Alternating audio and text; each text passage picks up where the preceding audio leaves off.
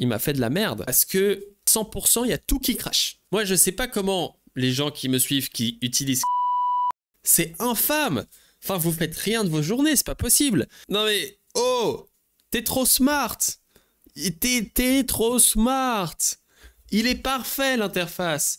GPT 5.1 est maintenant disponible et avec 3 différents modèles. Il y a déjà le nouveau modèle ChatGPT 5.1 qui est dans l'interface ChatGPT. Ce modèle, il va être très pratique pour par exemple faire des tâches de planning. On va aussi avoir ChatGPT 5.1 Codex Mini et donc lui, il va faire ce qu'on appelle un minimum reasoning pour des petites tâches. On a ChatGPT 5.1 Codex standard et Codex AI pour des tâches complexes. Ces modèles, Sam Altman les décrit juste ici, qu'il aime particulièrement l'amélioration du fait qu'ils arrivent à mieux suivre les instructions et à avoir un adaptive thinking. Bon, alors ça, à voir ce que ça veut dire exactement. Et l'intelligence et le style sont aussi bien. J'aime bien comment il écrit ça, c'est fun. Donc ça, c'est la petite news ici de Sam Altman.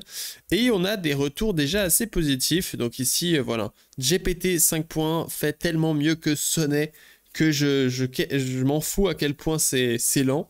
C'est juste que ça fonctionne du premier coup. Qu'est-ce que ces modèles devraient être particulièrement doués à faire? La première chose, c'est la créativité, apparemment, où ils sont plus intelligents, entre guillemets, pour donner des idées originales et pas repomper d'un truc qui existe déjà 200 fois.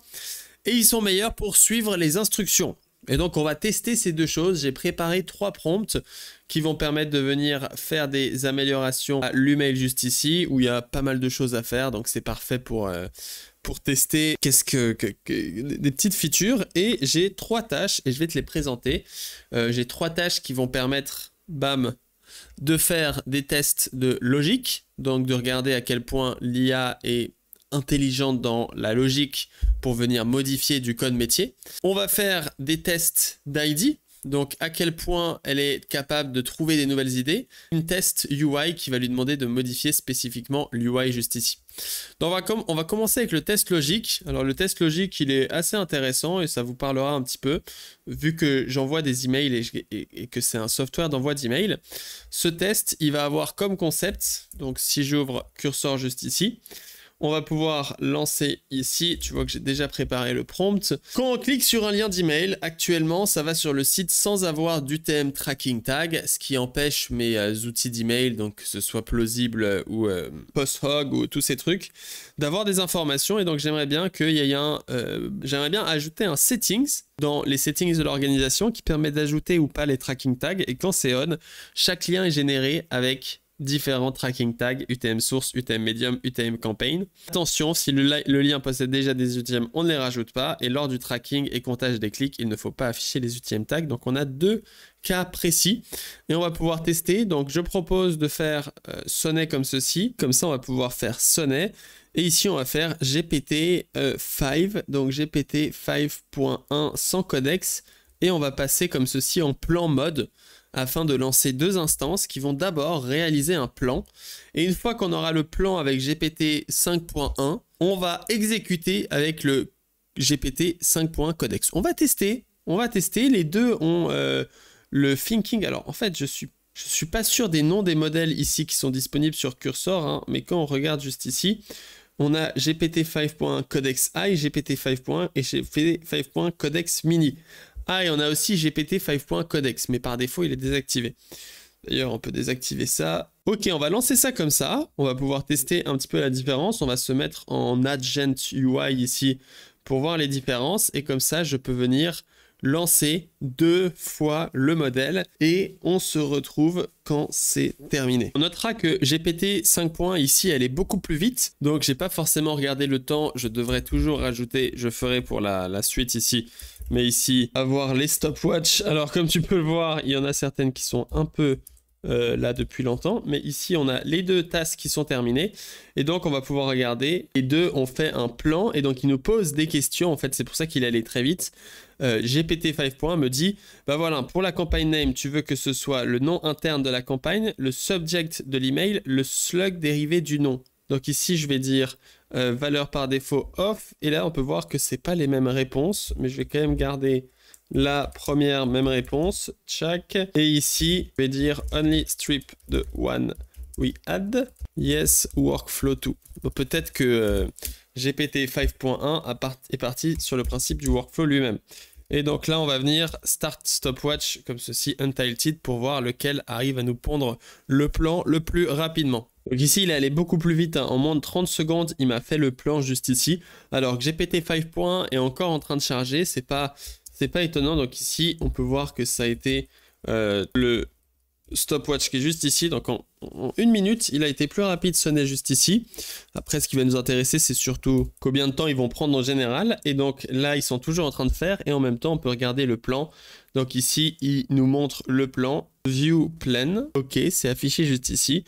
Alors, database change. OK, c'est parfait. Organization setting UI. C'est très juste. Là, il y a quelques erreurs. C'est qu'il nous dit qu'il veut trim les UTM partout. Alors que moi, j'ai juste envie qu'il le trim dans le tracking aggregator. Et normalement, ça devrait corriger les autres. Donc, je vais lui dire. Et du coup, il a déjà la petite to-do. Et ici, moi, je lui demande une modification. C'est pour ça que là, il m'affiche son nouveau plan qu'il est en train de générer. C'est assez cool, ces trucs. J'avais jamais encore utilisé aussi. Il faut que ça puisse paraître les plans mode de curseur comme ceci. Donc, ça t'affiche une petite interface comme ça. Très, très simple, très verbeuse, avec juste des titres. Et donc là, on peut voir que ça a changé correctement tout ce qu'il faut, donc on est parfait. Et là, on a une feature qui est bonne, donc ça allait beaucoup plus vite, et GPT 5.1 est toujours en train de charger. Et donc voilà, on a le plan, ça a pris vraiment pas mal de temps, hein, 4 minutes pour GPT 5.1, et on voit qu'il n'a pas le même... il a un plan un peu moins lisible, avec plus de blocs, beaucoup plus de code, ce qui n'est pas forcément mieux juste ici. Donc ici, il ajoute le machin, il ajoute les server actions, il fait la logique à l'email generation. Ça, c'est intéressant. Il skip les mail to. Ça serait très con qu'il rajoute dans les mail to. Ça serait totalement infâme. Il a fait un super plan, hein. Il a fait un super plan. Il a pensé à des trucs assez intelligents que moi-même, j'avais pas pensé ici par rapport à la Custache Campaign Sender, qui est très très juste. Donc, je propose, hein, de toute façon, ici c'est bon, j'ai pas trop de choses à faire de modifications, donc il a vraiment fait ça très bien. Et là, je viens build les deux codes. Donc ici, on voit que j'ai lancé le build. Et donc, je vais venir dans mes stopwatch. Évidemment, je clique lancer le code. Et donc là, j'ai fait une petite erreur. C'est que juste ici, pour le code, on peut utiliser GPT-5 One Codex Mini, donc qui est censé être, non pas Codex Mini, Codex I, comme ça, go ahead. Comme ça, on va normalement avoir un code de qualité supérieure en plus de ça, donc ça va être très intéressant. On le lance juste ici, ça a pris un peu de temps et on va voir un peu ce que ça donne. Alors là, à côté, il y a Sonnet qui nous demande s'il a le droit de venir lancer des petites commandes juste ici. Il fait une commande très très autorisée, donc il n'y a pas de souci. On le laisse coder. On peut voir que lui, il est déjà... on a des petits problèmes à cause des environnements de Worktree qui n'ont pas les migrations. Peut-être que pour la feature d'après, je rajouterai tout ça. Mais ici, il a galéré par rapport à ce schéma, donc on va voir ce que ça donne. Ok, après 12 minutes, je rigole pas, 12 minutes, donc 2 fois plus de temps. On a fini avec le code ultime, on peut voir qu'il a fait des tests, des machins, etc. On va de toute façon tout de suite review d'abord le code qu'on a juste ici, qu'on va appliquer dans notre éditeur. Et normalement, en faisant juste une petite commande pnpm prisma migrate dev, on va pouvoir ajouter la petite variable qui manque, boum. On peut voir que ça a fonctionné. On peut voir aussi qu'il a réussi à faire la migration. Donc, il a été très, très smart. Et si ici, on relance le serveur aussi, sinon ça ne marche pas. Donc, on le quitte et on le relance juste ici. Parce que sinon, les types Prisma ne sont pas mis à jour. Voilà, on le redit. Et donc, on va pouvoir tester. Normalement, j'ai tout qui est setup correctement. D'ailleurs, je dois lancer avec pdev email pour pouvoir envoyer les emails et tester si tout fonctionne correctement. Donc là, on va dans une campagne au hasard, comme ceci. On voit que je peux envoyer aux emails qui contiennent Melvin Mal plus test 1. Voilà. Et ici, on rajoute un petit lien. Rends-toi sur joinccli, point d'exclamation. Avec un petit underscore. Là, on a le petit lien qui est arrivé dans nos emails avec le code de codex. On peut voir que quand on over, on a ce URL shortener qui s'effectue ici avec link e2/ je sais pas trop quoi. Et quand je clique ici pour ouvrir le tab, on peut voir que ça m'arrive juste ici, que dans l'URL, on n'a aucun paramètre. Ah oui, là on a un petit problème, c'est intéressant. On va aller regarder ce qui s'est fait en DB. Ok, c'est assez normal qu'il ne s'est rien passé parce qu'il faut activer le settings. J'ai été un peu rapide dans mon histoire parce qu'il faut déjà vérifier que le settings fonctionne. Donc là, quand on va dans settings, ici on a UTM tracking. Je peux activer, sauvegarder. Maintenant, on a le UTM qui est activé. Autant pour moi, c'est même moi qui ne sais pas comment utiliser le propre code qui est respecté. Ici, je viens nommer ça test campaign 1. Et là, on fait UTM tracking, point d'interrogation. On crée la petite campagne. On vient ici schedule cette campagne. Puis, on va vérifier que ça fonctionne bien. Donc, celui-là, on va pouvoir supprimer. Et là, on a le petit lien qui est arrivé. On peut voir que j'ai encore une fois celui-ci. Chaque fois, ça crée un lien unique. Et quand je clique, je devrais arriver sur mon site. Et là, tu vois qu'il y a UTM source newsletter, medium email et UTM campagne test campaign 201. Et donc, j'ai bien le nom de la campagne avec laquelle j'ai envoyé l'email qui est affiché ici dans l'URL, ce qui me permet, moi, de pouvoir comprendre qui a rejoint, etc. Donc, ça fonctionne nickel chrome. La question, c'est que ici, quand je clique sur le lien, ça devrait m'afficher. Alors, il faut juste que je run un script qui permet de voir ça. Donc, on peut voir ici que ça a bien calculé le lien. Et on peut voir que le lien ici, qui est affiché ici dans les top clics, il ne contient pas les UTM tags. Parce que moi, j'ai envie de voir le lien que j'ai écrit moi et pas le lien qui a été cliqué, entre guillemets, ici. Donc, on peut voir que ça fonctionne bien. Ça a bien stocké ce lien-là. Et on pourrait tester l'autre chose, mais je pense que c'est pas mal du tout. Donc là, si on review le code, tout est correct. Ça, c'est très correct. On a rajouté le formulaire. Ici, on a rajouté la même chose, la méthode. On a ici le campaign name qui est passé en paramètre juste ici, avec des méthodes qui appendent les différents paramètres, qui les ajoutent uniquement s'ils n'existent pas déjà. Donc c'est parfait. Et là, je suis pas très fan de la logique qu'il a fait. Parce qu'en fait, il avait une méthode ici, replace link. Si on va dans create email data, il a une méthode replace link. Où ici, il y a déjà toute la logique d'ajout de liens qui se fait pour tous les fichiers. Mais lui, il a décidé de me faire ça avant. Donc ça, c'est pas structurellement quelque chose d'intelligent. Et c'est pas quelque chose que j'aurais fait. J'aurais plutôt mis ça dans replace link via un paramètre ou je sais pas quoi. Mais ici, il nous le fait en fait avant la modification, bon, ce qui marche, mais je ne suis pas convaincu de l'histoire. Ça fait beaucoup de code duplication parce que du coup, il faut le rajouter partout. Ici aussi, tu peux voir qu'il vient nous rajouter une query. Cette query-là, elle aurait pu être récupérée juste ici, dans Get Campaign Sending, et pas de manière séparée. Je trouve pas ça super intelligent parce qu'on peut directement faire le left joint, ou sinon il faudrait surtout cacher cette méthode parce que ça va me faire beaucoup de queries et ça va faire du overload à ma database comme je sais pas quoi. Donc ici on a UTM tracking, c'est parfait, et là la même chose, ça refait ça, c'est pas super top mais ça fonctionne. Donc ici juste niveau optimisation, c'est vraiment pas top, mais sinon ça fonctionne nickel. On va de toute façon undo les changements qui sont comme ceci et on va appliquer ces changements. On peut voir qu'il y a beaucoup moins de fichiers qui ont été appliqués juste ici. Donc, quand j'applique tout ça et qu'on regarde les différences qui ont été faites, donc ça c'est juste, il a rajouté, on va voir s'il a fait une autre logique, add UTM parameter. Et là il a fait ça de manière beaucoup plus smart, il y a beaucoup moins de code qui est involved avec Sonnet ici. C'est-à-dire que quand on regarde ce code juste ici, hein, de mon avis, moi je t'avais dit j'aurais bien mis ça dans le fichier link replacement qui existe déjà. GPT-5 a décidé de nous recréer toute une logique de link replacement comme ça avec près de 200 lignes ajoutées. Quand Sonnet ici a juste réutilisé le code qui existait déjà, ce qui est un signe d'intelligence parce qu'on évite de se dupliquer quand on est développeur, pour venir ajouter les UTM parameters uniquement si il y a besoin. Donc ici UTM config, si elle a config, il nous la rajoute. Create URL mapping, la même chose, il vient ici ajouter l'UTM config. Et ici, la condition est un peu manque de clarté parce que s'il y a UTM config, ça l'ajoute. S'il y a la campaign name, ça l'ajoute. Donc boum, UTM config. Et là, on a campaign name et UTM tracking enable, c'est parfait. UTM config contient ceci. Et là, ça fait... Si il y a la campaign name et le UTM tracking, ça rajoute une config, sinon ça ne la rajoute pas.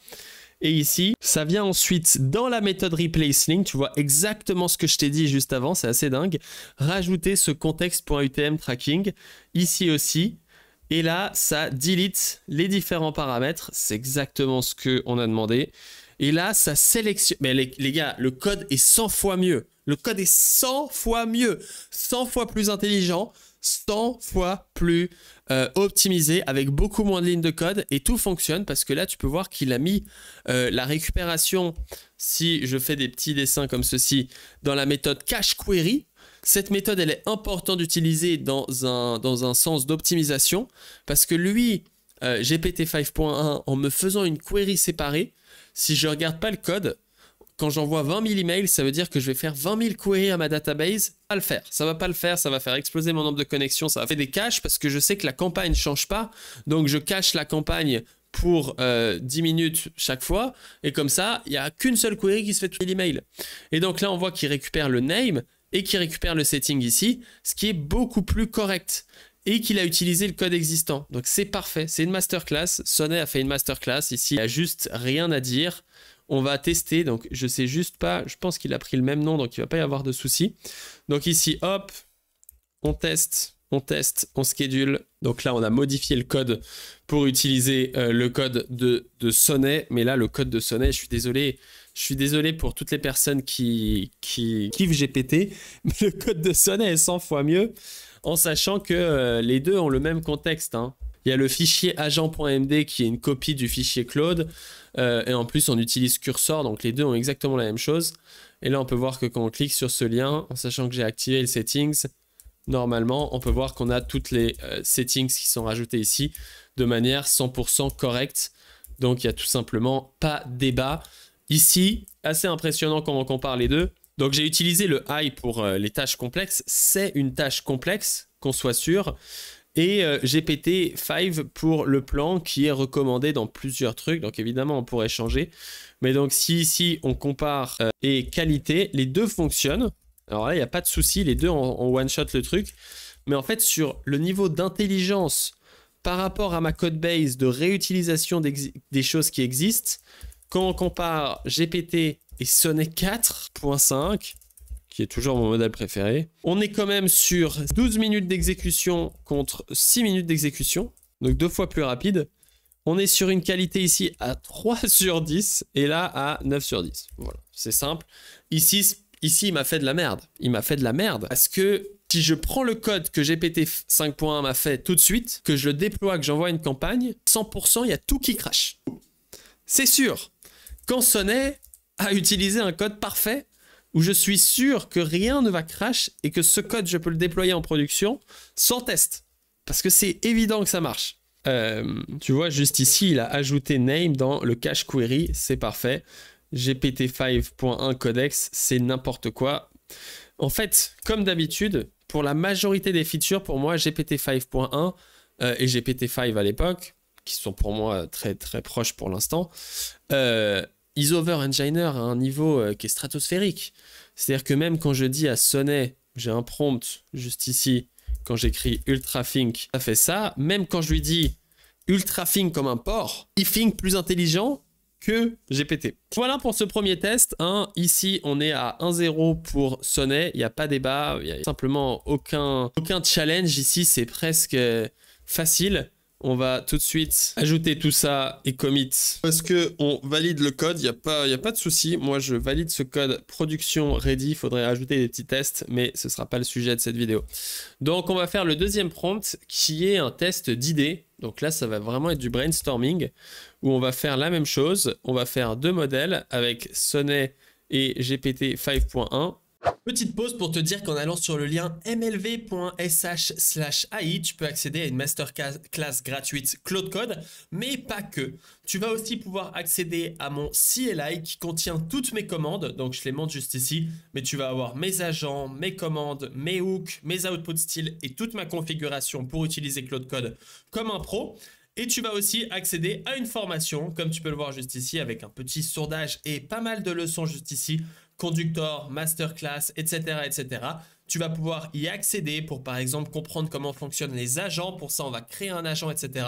Tu vas pouvoir accéder à toute cette formation totalement gratuitement en allant sur mlv.sh/AI. C'est une formation faite pour les développeurs qui veulent coder plus efficacement avec l'IA. On se retrouve là-bas. Donc évidemment, 2 modèles. Donc ici, pourquoi il veut m'en mettre 2, je ne sais pas. Brainstorm des idées pour notre dashboard. Actuellement, il y a ça, ça, ça. On ne va pas passer en plan mode. Ask, comme ceci.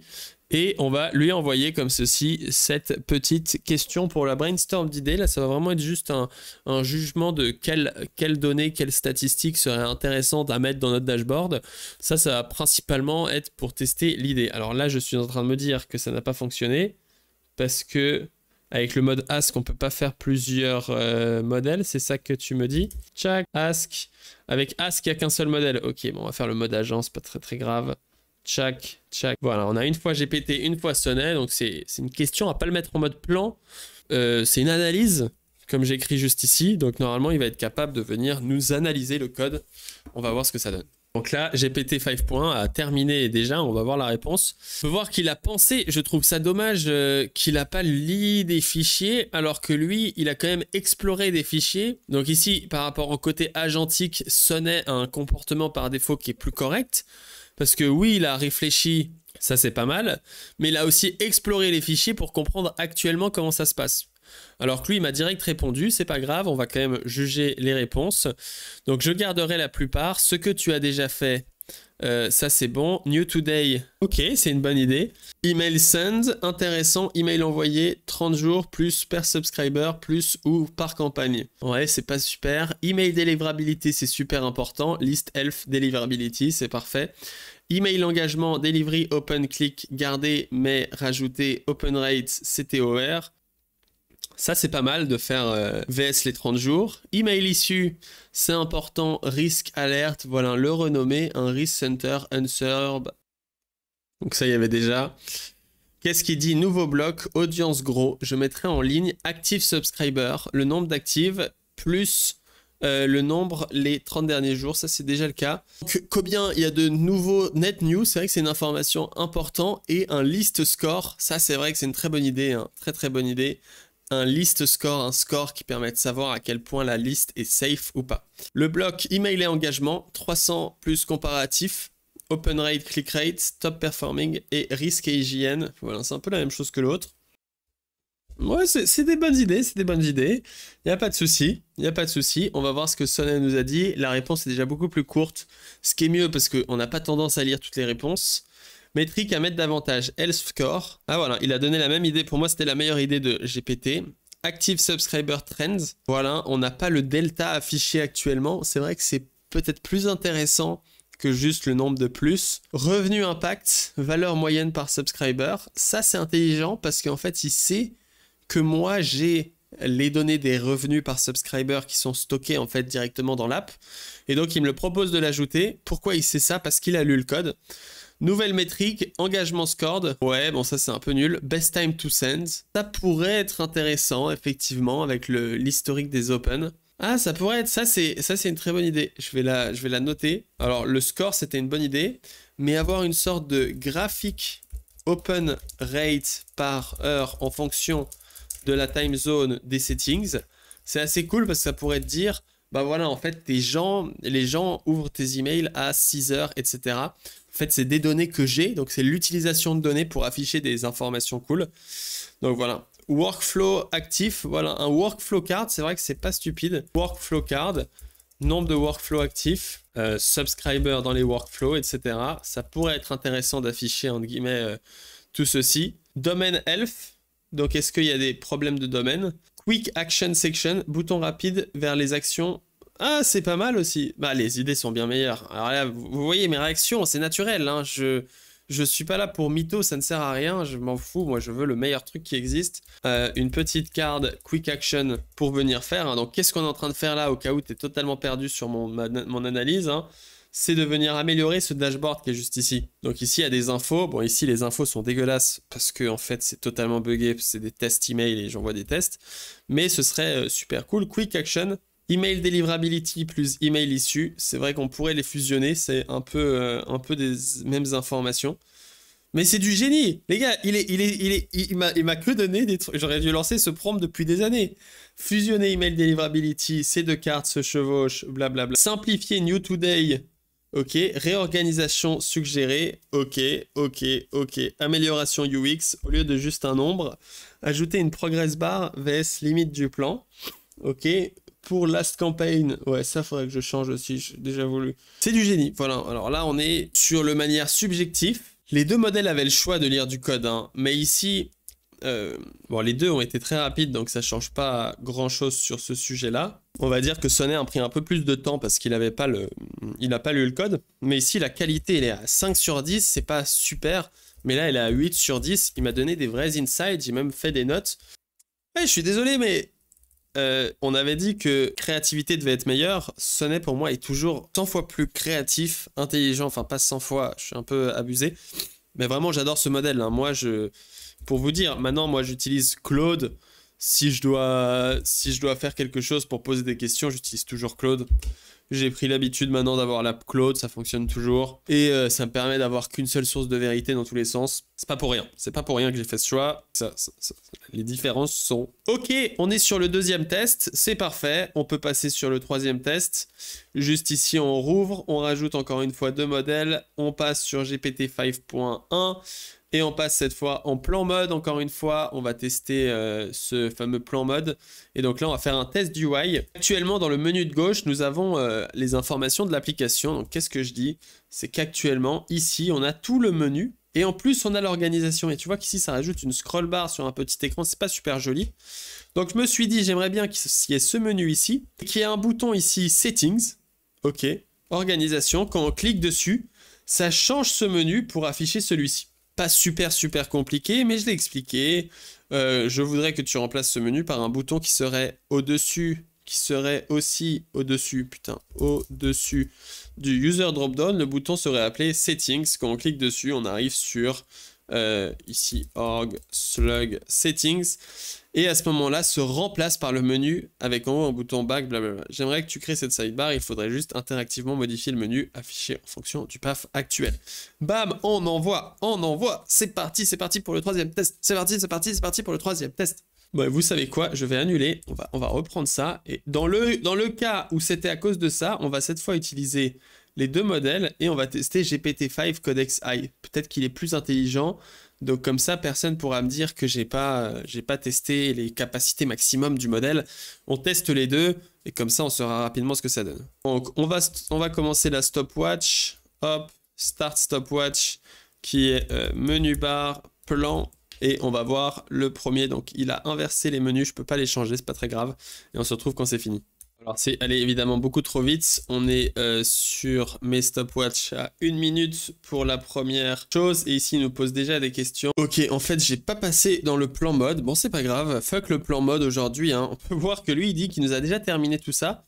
Je sais pas pourquoi ça m'étonnerait, on va appliquer pour voir ce que ça donne. Waouh, mais c'est incroyable, il a fait ça en 1 minute, hein. Settings, waouh.